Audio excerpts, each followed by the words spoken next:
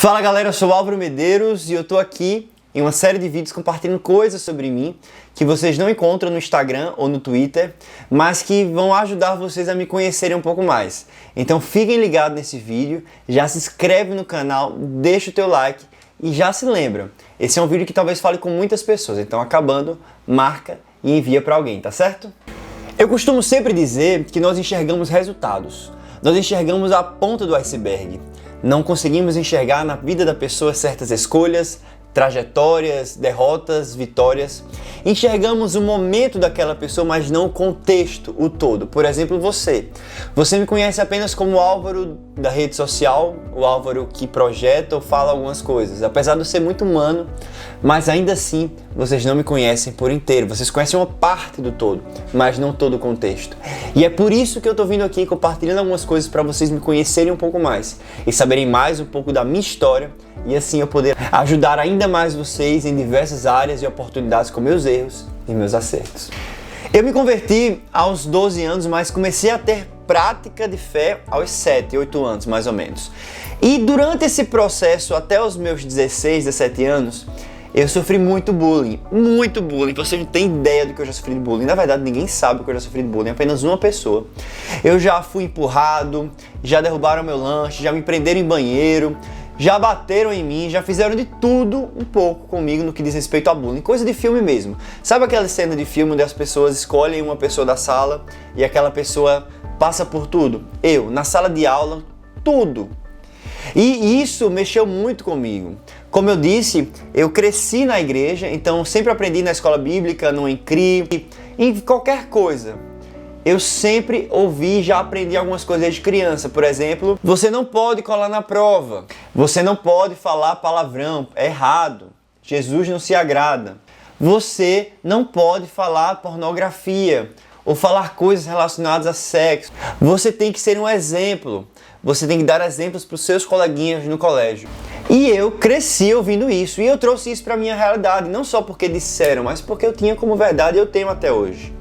E no colégio foi assim, e fora isso, tinha questão física. Eu era uma criança gordinha, com os dentes para fora, porque eu tenho muito dente, e ficava para fora. E é engraçado falar sobre isso, mas na época, só quem viveu sabe, e só quem sofreu bullying, na verdade, sabe. E eu passei anos da minha vida não tendo amigos no colégio, sendo realmente excluído de tudo. Eu lembro que nos 15 anos, na época que todo mundo fazia festa, eu fui chamado para 2 ou 3 no máximo. Ninguém me chamava para brincar, ninguém me chamava para sair, ninguém me chamava para nada. Eu literalmente era o escolhido da turma para ser um dos que sofriam bullying. E eu era amigo dos outros que sofriam bullying, né? Sempre gostei de estudar, não passava cola, reclamava quem falava alto na sala. Eu fui essa pessoa que tentava ser o mais correto possível. E isso trouxe para mim vários pontos negativos. Pontos esses que marcaram a minha vida e marcaram o meu jeito e trouxeram frutos para mim positivos e negativos. Quando eu paro para pensar sobre as consequências disso na minha vida, e olhando para você nesse momento, eu consigo te dizer que na balança, na minha ótica hoje, eu vejo mais coisas positivas. Mas eu realmente sei o que é ter seus 17, 18 anos, ali 20, e realmente não ter amigos. E realmente parar e pensar o que é que eu tenho de bom, e pensar eu não tenho nada de bom, nada do que eu faço presta, nada do que eu faço é visto, onde isso reverberou tanto que eu passei a ter descrédito sobre as minhas capacidades, onde em um ambiente permanente de sufoco, de descredibilidade, ao pedirem para eu fazer qualquer coisa na igreja, qualquer coisa em qualquer lugar, eu sempre achar que eu seria o pior, ou sempre achar que nada do que estava nas minhas mãos poderia ser entregue com sucesso e com qualidade. Então, se eu era responsável em um acampamento pela equipe de lavagem de pratos, eu realmente achava que eu não saberia fazer aquilo de jeito nenhum, nem que eu podia aprender.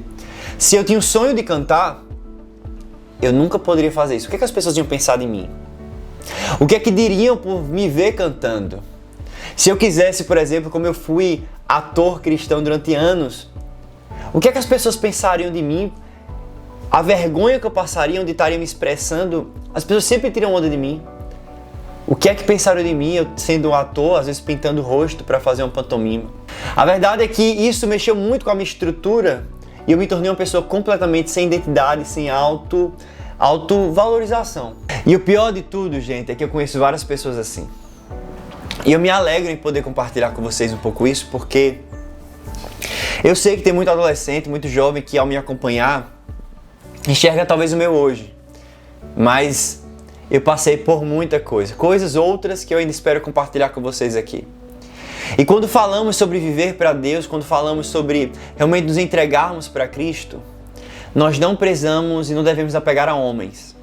E eu digo mais, tudo isso que eu passei enquanto uma pessoa mais nova, que destruiu a minha mente, destruiu de tal ponto que quando eu tinha meus 16, 15 anos, eu só queria emagrecer, eu só queria ser aceito, eu mudei meu jeito, mudei minhas ações para que eu pudesse ter paz a ir para a escola, ou em alguns aspectos na igreja eu pudesse ser visto, ou pudesse ser de alguma forma, como eu posso dizer, valorizado. Porém, ao mesmo tempo, isso trouxe para mim uma sensação e uma perspectiva de que se Cristo está comigo, é Ele quem me faz, é Ele quem me leva.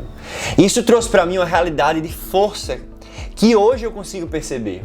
Outros amigos meus, adolescentes, que como eu falei, eu conheci outras pessoas que passavam pelo que eu passava, hoje estão depressivos, tristes, destruídos.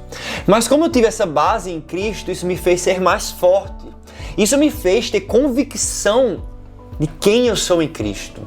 Não era pelo que a galera falou, que por mais que eu tenha acreditado durante muito tempo, me achasse muito desnecessário para tudo. Mas como alguém que cresceu e permaneceu mesmo na bad, mesmo cheio de B.O. e sofrendo, e eu aprendi e eu nunca vou parar, porque eu já tive dias piores. Hoje, se eu tenho um sonho, eu simplesmente vou, porque um dia eu já parei. E isso fez com que eu aprendesse a permanecer, a prevalecer, a ser perseverante, porque não é pelo que os homens dizem, se a gente é bonito, se a gente é feio, se no que fazemos é legal ou não.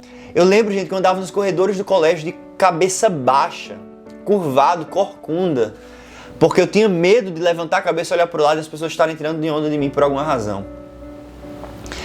E isso mexe demais. Hoje em dia eu acho que eu já ando até com a cabeça assim, por ter andado tanto com a cabeça baixa e por querer mostrar força ali no começo da minha juventude, eu aprendi a andar com minha cabeça mais levantada. Às vezes até parece que eu tô me achando, mas não é, só porque eu já andei tanto com a cabeça baixa que eu disse, Deus, eu não vou mais andar assim. Hoje, sendo muito humano e sincero com vocês, eu ainda sofro alguns tipos de... Enfim, as pessoas gostam de falar muito, né? Mas realmente eu aprendi a lidar com as críticas, aprendi a lidar com o que as pessoas pensam sobre a gente, sobre mim, sobre... Enfim, as pessoas dizem sobre o que eu faço, deixo de fazer, porque eu entendi que não é sobre isso, é sobre Cristo. E eu tenho um propósito latente, eu tenho um sonho latente e eu vou persistir. E não importa se um dia eu já fui empurrado. Quando adolescente eu fui empurrado. Quando adulto eu já fui fruto de mentira. E a vida tem dessas. Ou a gente para ou a gente continua.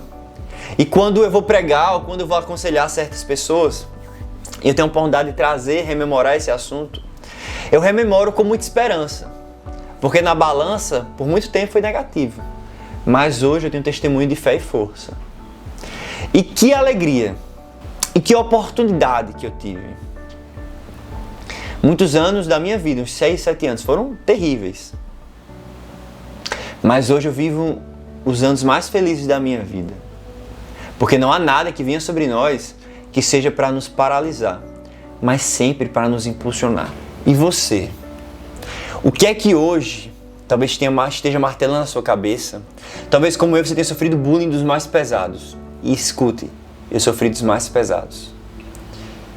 Talvez isso lhe dê desejo de parar, você comece a não lhe enxergar mais, tenha pensamentos errados sobre a sua imagem, sobre a sua identidade. Mas crê em Deus. Ele olha para você assim como Ele olhou para mim. Hoje você me enxerga no ponto, a ponta do iceberg. Mas faz muito tempo que esse iceberg foi construído. Tenho muitos defeitos, muitas falhas, e por ter sido alguém tão sem voz, por muito tempo eu me tornei alguém muito individualista. Eu não preciso de ninguém porque eu vou conseguir. Me tornei alguém que tinha uma voz altiva, porque se um dia não me deram a oportunidade de ter opinião, agora eu quero que a minha opinião seja aceita.